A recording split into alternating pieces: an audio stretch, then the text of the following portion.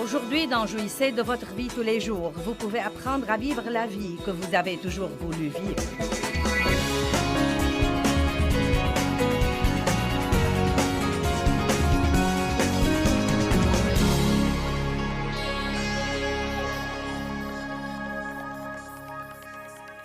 Ce soir, je vais vous donner le 3e message de cette série et je l'ai intitulé « La vie que vous avez toujours voulu » car Jésus dit « Je suis le chemin, je suis la vérité, je suis la vie ». Il y a 2 genres de vie dont nous allons parler ce soir. Numéro 1, il y a la vie de respirer, d'aller et venir, d'aller au travail, de se marier, d'avoir des enfants, de payer les factures, d'épargner pour la retraite, de prendre des vacances, d'assister au mariage et aux funérailles, de craindre la mort mais d'espérer d'aller au ciel. Ce genre de vie, la vie ordinaire de tous les jours que nous menons tous. Mais il y a un 2e genre de vie qui nous est offert. Nous l'appelons le genre de vie numéro 2, mais il est en fait le numéro 1. Il n'est numéro 2 que parce que nous en parlerons deuxièmement. Et cette vie, c'est la vie de Dieu. Elle s'appelle en grec la vie Zoé, Z-O-E. Et cela veut dire la vie que Dieu a en lui. C'est exactement ce que dit le dictionnaire grec. La vie que Dieu a en lui, celle que le Père a en lui et qu'il a donnée au Fils incarné Jésus, qu'il a manifesté au monde. L'homme s'est séparé de cette vie par la chute qui est le péché, mais il participe à cette vie par la foi en Jésus-Christ. Maintenant, le mot « vie » est trouvé 733 fois dans la concordance. Mais il est capitalisé dans seulement 25 fois d'entre elles. Seulement 25 de ces 733 fois, et je veux vous parler ce soir de cette qualité de vie. La Bible y fait allusion dans plusieurs versets comme la vie supérieure. Elle dit, si vous voulez la vie supérieure, vous devez renoncer à la vie inférieure. Vous voyez, je suis une femme vivante. J'ai eu une vie quand je suis née en 1900, blablabla. Non, je blague, en 1943. J'ai eu une vie quand je suis née en 1943. Je suis vivante, j'ai une vie, j'ai fait beaucoup de choses différentes. Mais croyez-moi, je n'ai pas commencé à avoir vraiment une vie.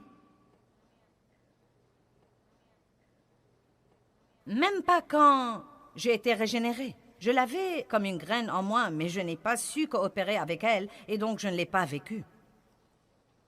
Ce n'est probablement que dans les 15 dernières années que je peux vraiment dire que j'ai commencé à vivre le genre de vie que je crois que Dieu veut que nous vivions, où vous savez qui vous êtes en Christ, où vous avez la joie, où vous avez la paix. Et tous les jours de votre vie, vous portez du bon fruit et votre vie influe positivement sur la vie de quelqu'un d'autre. Vous aidez quelqu'un d'autre à aller vers la vie que Dieu veut lui donner. Nous trouvons le mot « vie » dans la Bible 733 fois, mais seulement 25 fois d'entre elles parlent de ce genre de vie. Et vous vous réjouirez de voir certains de ces versets ce soir.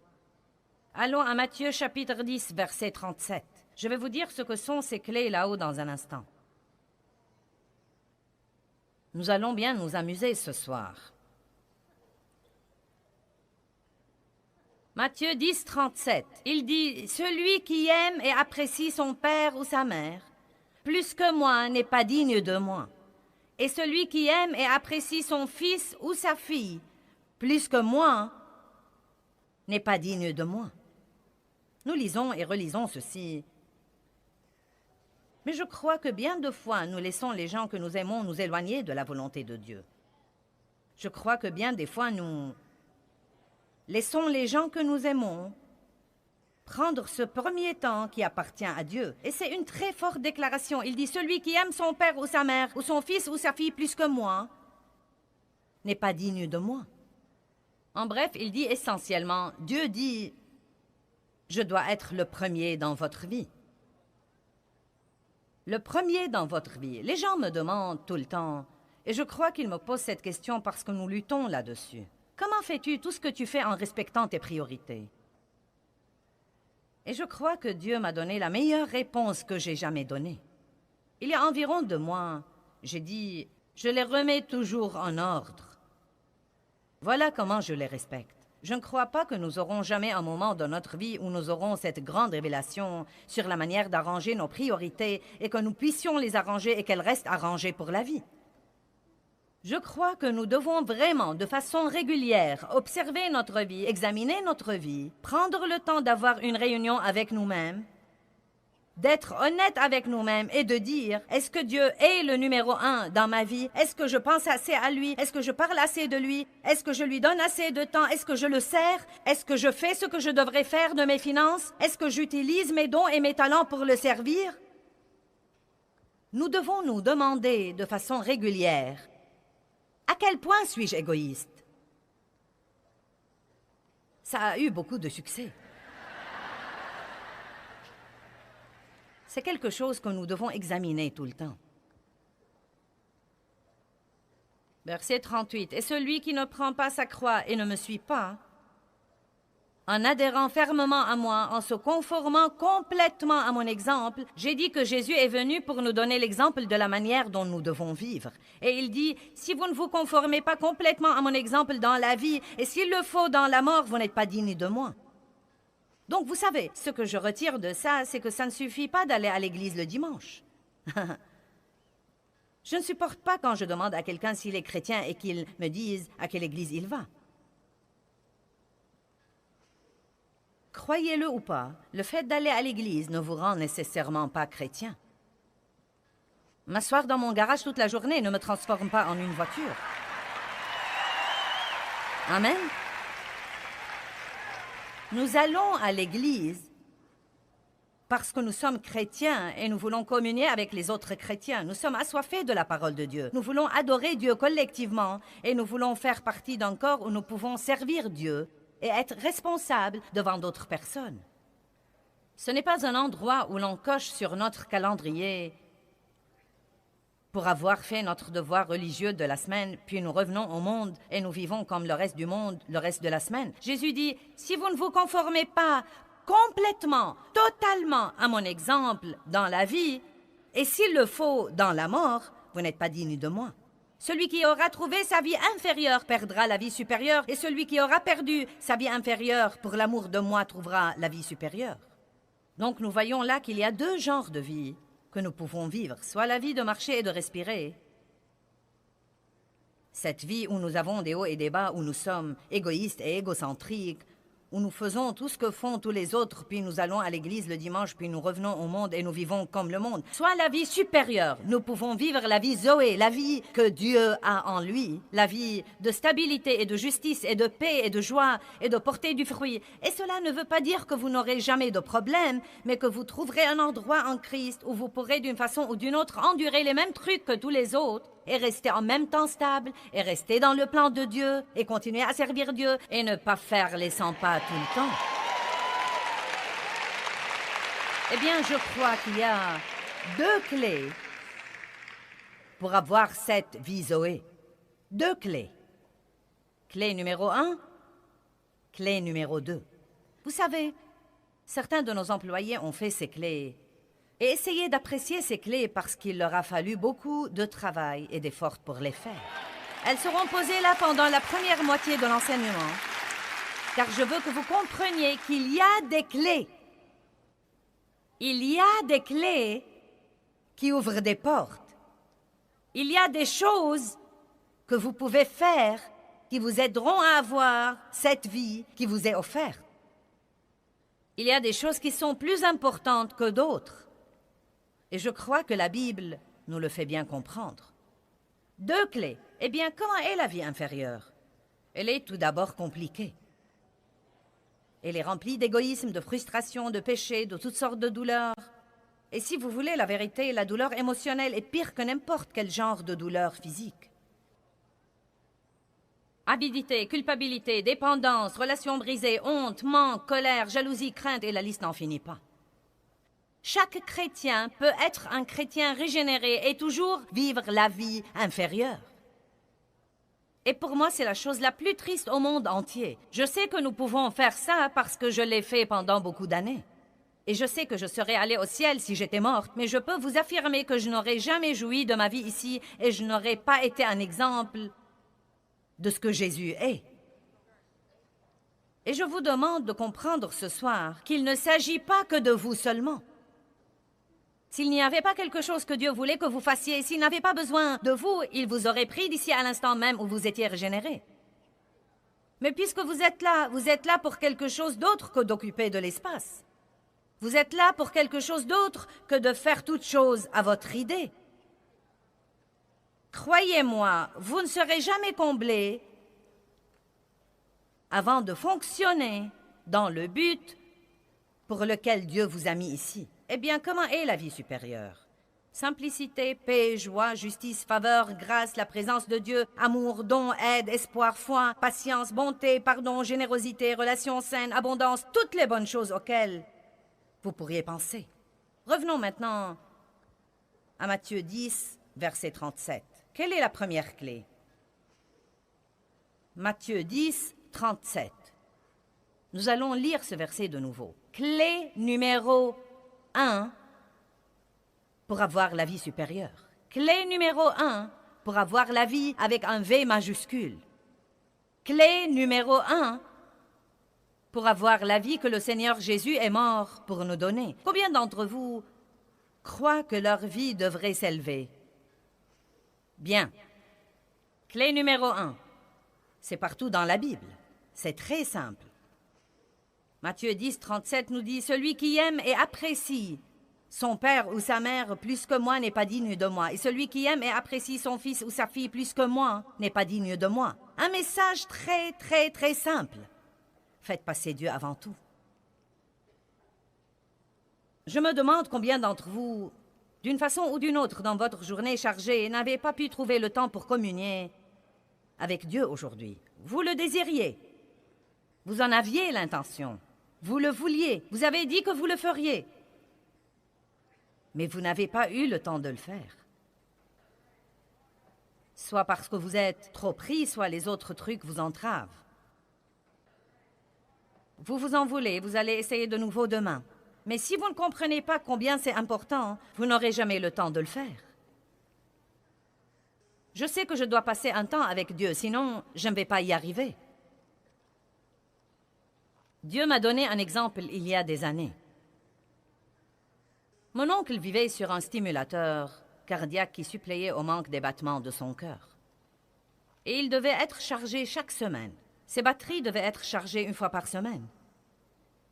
Et je les ai appelés un samedi et j'ai dit « Nous aimerions vous inviter au resto à dîner. Nous allons tout payer, nous voulons juste vous bénir. » Ma tante a dit « Nous ne pouvons pas, ton oncle doit recharger son stimulateur. » J'ai dit qu'il le fasse demain. Et elle a été très vexée. Je n'ai pas compris comment tout cela a marché. Et elle a dit « Il mourra !» Et le message que Dieu essayait de me faire parvenir et dont j'espère vous toucher ce soir, Dieu m'a rafraîchi la mémoire et m'a dit « Si tu ne passes pas un temps avec moi, tu n'auras pas une vraie vie. Si tu ne passes pas un temps avec moi, je l'ai entendu dire, tu ne pourras pas faire ce que tu fais et rester en vie. » Or, je ne suis pas sûre qu'il voulait dire rester physiquement en vie, mais je sais vraiment qu'il voulait dire que je ne pouvais pas faire ce que je faisais et avoir la paix et la joie et jouir vraiment de ma vie personnelle et je ne passais pas ce temps avec lui. Et je ne me tairai jamais sur ce point, ça m'est égal si vous en avez assez de l'écouter. Vous devez faire passer Dieu avant tout dans votre vie. Et pour faire ça, vous devez comprendre à quel point c'est important. C'est en fait le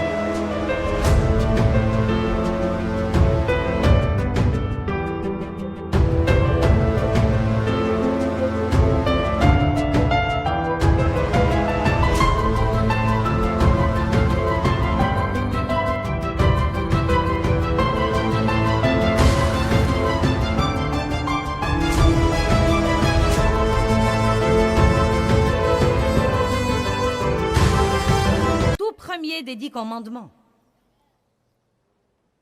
Le tout premier des 10 commandements. Et il dit, « Tu n'auras pas d'autre Dieu devant ma face. » Et laissez-moi vous dire quelque chose. Cela ne veut pas dire une autre statue en pierre devant laquelle vous vous prosternez. Nous pouvons diviniser n'importe quoi. Tout ce qui est plus important pour nous que Dieu peut devenir un Dieu dans notre vie personnelle. Vous pouvez idolâtrer ou diviniser un sport. Le travail peut devenir votre idole ou votre Dieu pour gravir les échelons du succès. Le seul problème, c'est que quand vous vieillirez, vous pourrez être en haut de l'échelle et découvrir qu'elle est appuyée contre le mauvais bâtiment. Car comme j'ai déjà dit ce matin, quand tout finira, devinez ce qui va rester. Dieu. Et à ce moment-là, ce sera trop tard pour développer une merveilleuse relation avec lui. Vous pouvez être proche de Dieu à la mesure du temps que vous passez avec lui. Si vous voulez avoir le genre de vie dont nous parlons ce soir, vous devez étudier, étudier, étudier, étudier, étudier. N'attendez pas toujours à ce que quelqu'un d'autre vous donne tout à la petite cuillère et qu'il vous trouve vos versets et qu'il prie à votre place. Vous devez faire un effort vous-même. Amen. Bon sermon, Joyce. Merci. Je vais continuer. Je vous prie d'aller à Matthieu chapitre 22. Matthieu 22, 37. Tout d'abord, certains des pharisiens et des sadducéens se sont réunis et lui ont dit, « Peux-tu nous dire quel est le commandement le plus important ?» Les gens pensent parfois, parmi toutes ces choses que nous écoutons sur ce que nous devons faire pour être de bons chrétiens, nous nous demandons lesquels sont les plus importants. Vous êtes-vous jamais senti submergé par tout ce que vous entendez et vous êtes-vous jamais demandé comment vous allez vous y conformer?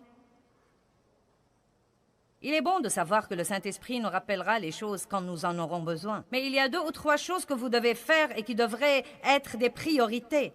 Et elles sont les 2 clés pour vivre cette vie dont je vous parle ce soir. Croyez-moi, si vous voulez vivre la vie supérieure au lieu de la vie inférieure, vous devez faire les 2 choses dont je vous parle ici ce soir. Et elles sont les 2 choses les plus importantes pour Dieu. Un des commandements les plus importants, Jésus lui répondit, « Tu aimeras le Seigneur, ton Dieu, de tout ton cœur, de toute ton âme et de toute ta pensée et de toute ta force. » C'est le premier et le plus grand et le plus important commandement. Nous n'allons pas voir les autres versets pour le moment.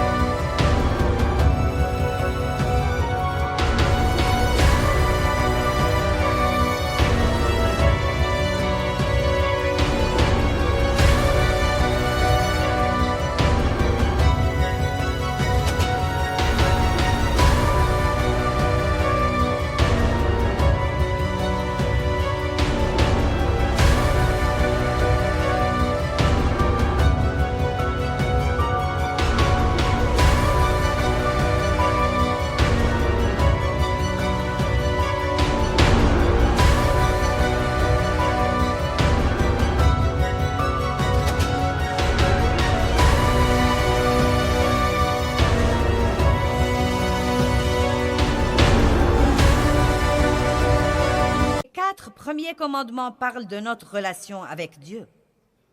Les 4 premiers des 10 commandements parlent de notre relation avec Dieu. Tu n'auras pas d'autre Dieu devant ma face. Tu ne feras pas d'idoles pour les adorer. Et là encore, ce pourrait être des statues et des idoles en pierre ou en bois. Et il y en a plein dans le monde aujourd'hui. Mais il ne s'agit pas que de ça, car il y a beaucoup de choses devant lesquelles nous pouvons nous prosterner et les adorer. Vous savez, Satan a offert à Jésus, quand il a été tenté dans le désert 40 jours et 40 nuits, c'est reporté dans Luc 4. Si tu te prosternes devant moi et que tu m'adores, rien qu'une fois, je te donnerai toutes ces choses que le monde a à offrir. Et croyez-moi, nous nous prosternons plusieurs fois pour avoir ce que le monde a à nous offrir. Nous faisons passer des choses avant notre relation avec Dieu, car après tout, Dieu est toujours là. Si nous ne venons pas à lui aujourd'hui, nous viendrons demain. Je me demande ce qui arriverait si nous venions à nos rendez-vous avec Dieu comme nous venons à nos rendez-vous dentaires. Je sais que vous avez déjà mauvaise conscience parce que vous n'arrivez pas à vous discipliner pour passer un temps avec Dieu. Et je n'essaye pas de vous donner mauvaise conscience. Je ne veux jamais que les gens se sentent pires quand ils partent, mais j'essaye de vous faire bien comprendre l'importance de ceci. Et je suis là pour vous dire que si vous voulez vraiment le faire, vous pouvez le faire. J'ai découvert dans ma vie que si l'on veut vraiment faire quelque chose, on peut le faire. Maintenant, les gens essayeront de vous dissuader de le faire. Votre téléphone sonnera. Vous aurez besoin d'aller au petit coin toutes les quelques minutes. Vous pourriez avoir une crise de démangeaison. Il y a toutes sortes de choses qui essayeront de vous distraire quand vous essayez de passer un temps avec Dieu. Vous pourriez vous endormir, vous sentir si ennuyé que vous ne puissiez pas le supporter. Mais tout ceci est du diable.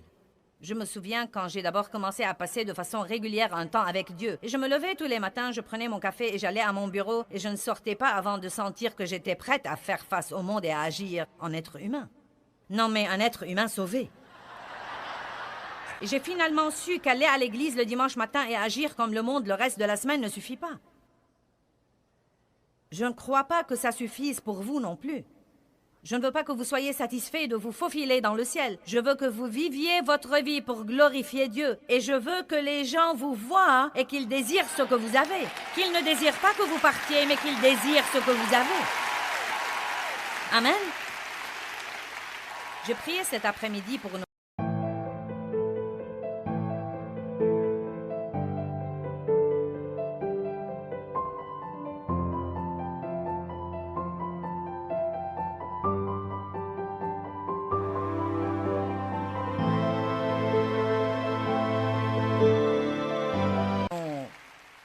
J'ai prié cet après-midi pour nos associés. J'ai prié que vous seriez une lumière dans un endroit obscur et que votre vie rendrait les autres affamés et assoiffés pour Jésus-Christ.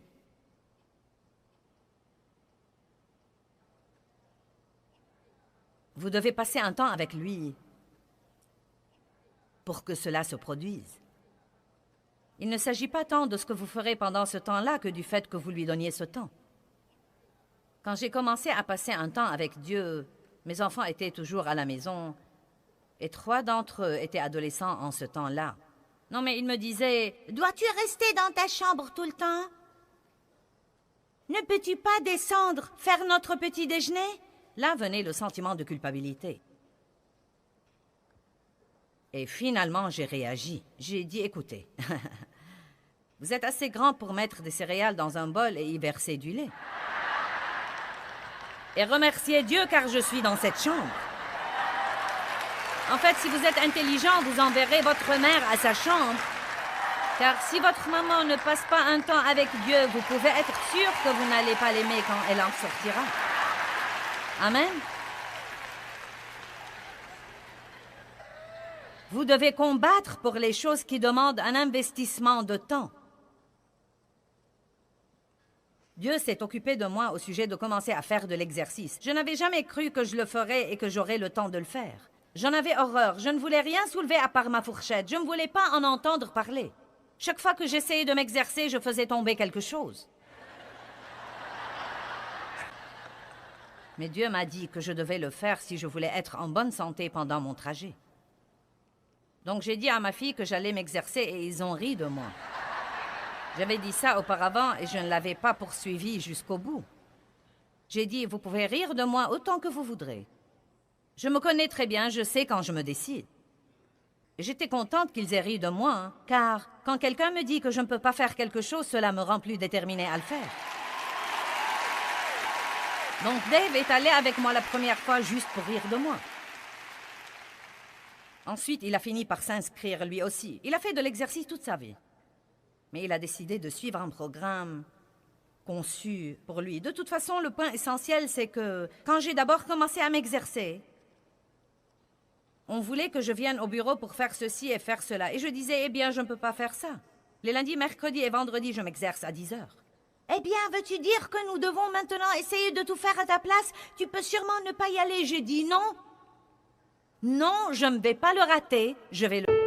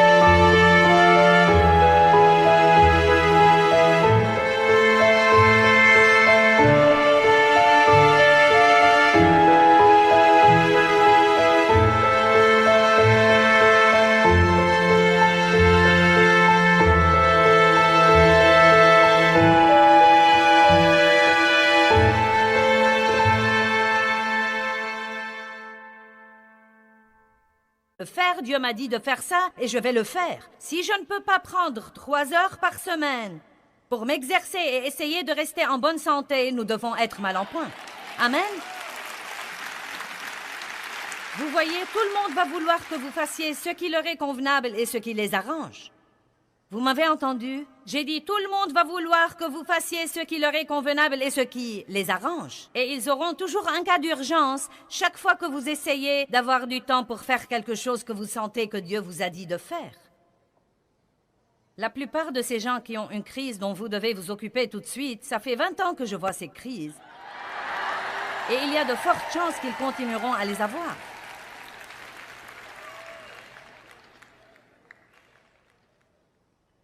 Si je vous demandais, est-ce que Dieu est le premier dans votre vie, ce serait intéressant de voir les réponses que j'aurai. La plupart de vous diront, « Oh oui !» Combien pensez-vous à lui? Combien parlez-vous de lui? Comment réagissez-vous au moment des offrandes?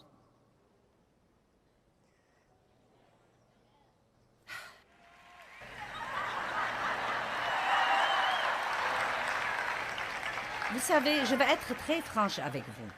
Si vous vous fâchez contre un pasteur parce qu'il vous dit de donner, vous avez un problème. Car si vous faites ce que vous devez faire, ce qu'il dira ne devrait pas vous fâcher. Ouh! Ça s'améliore. Amen. Vous devez passer un temps avec Dieu. Clé numéro 2. Relisons Matthieu chapitre 22. Nous allons lire les versets 37 à 39.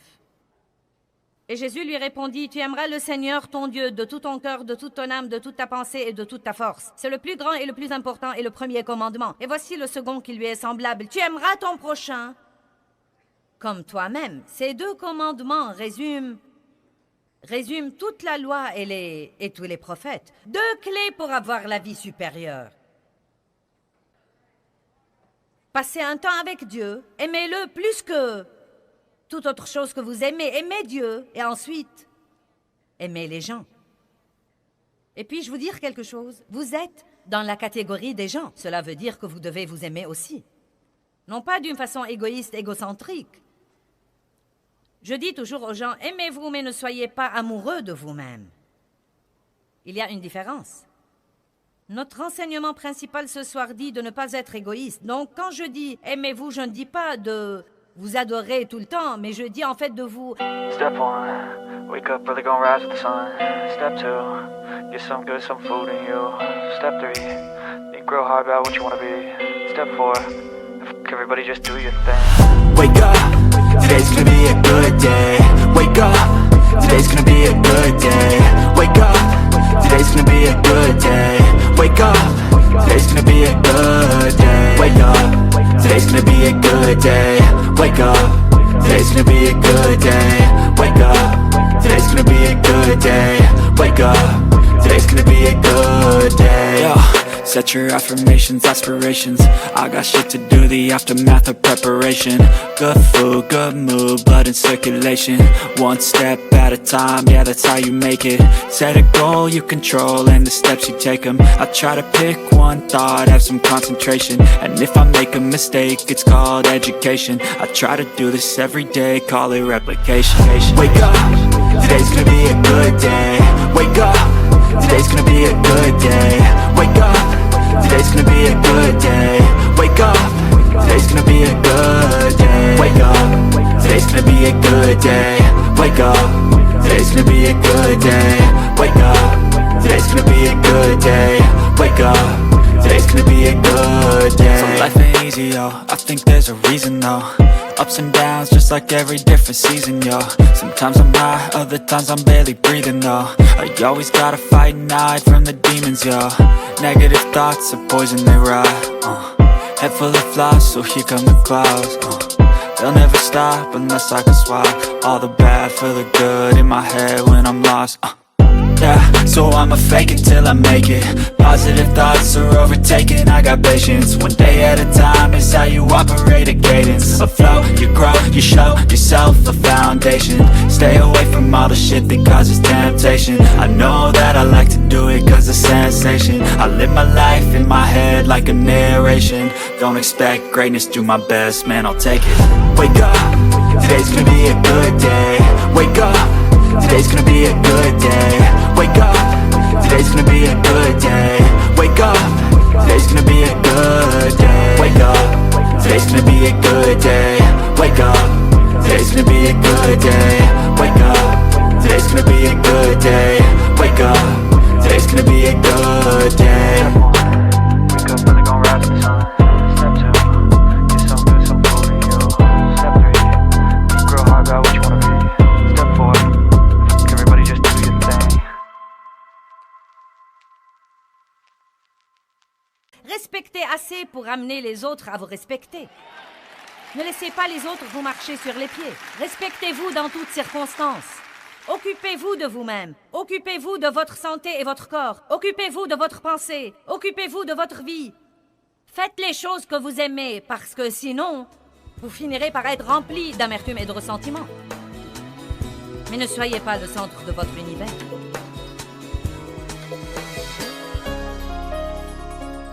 Eh bien, nous avons parlé de choses intéressantes aujourd'hui. Laissez-moi remettre l'accent là-dessus. Clé numéro 1. Que Dieu soit avant tout et gardez-le toujours le premier. Clé numéro 2. Aimez toujours les autres. Aimez Dieu, aimez les gens. Et quand nous focaliserons sur la vie d'amour, beaucoup d'autres choses s'arrangeront par la suite.